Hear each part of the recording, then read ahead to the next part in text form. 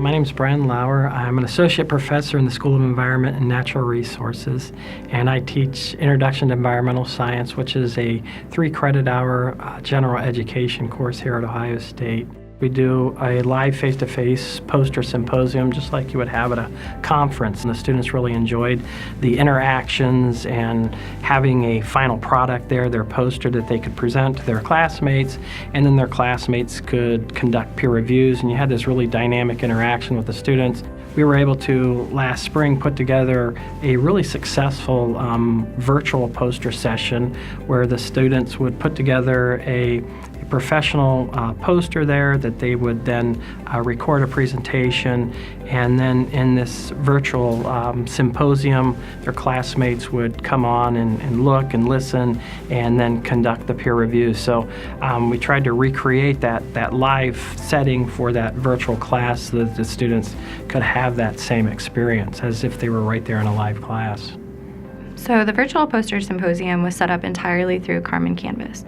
We first created a discussion board, and through that we made a group discussion. So we broke the entire class into groups.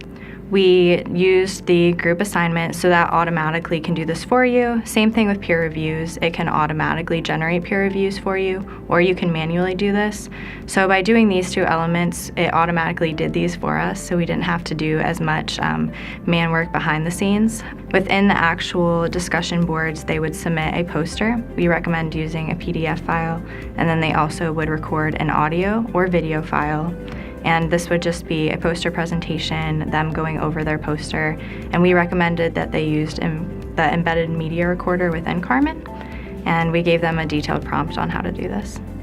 The system works really well, but again, if you want to do 2 or 3 peer reviews of a poster, you need to be aware of that before.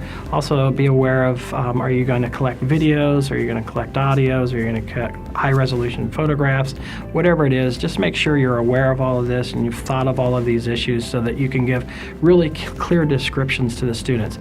We were very happy with the overall results of the virtual poster symposium. We saw 485 successful submissions, and a successful submission we defined as a student uploading their poster and their audio or video presentation, and then other students in the course being able to view these items. So this correlated to about an 87% success rate, and this is typical of what we see in the live class as well. So we are very pleased with this number. We also saw about a 90% successful submission rate for the peer reviews, which is also typical of what we would see in a live class. And then we had over 1,000 comments within the actual virtual poster symposium itself. So when I first started teaching an online course with Carmen Canvas, what my impressions were that I would have less interactions with the students than I did in a live class.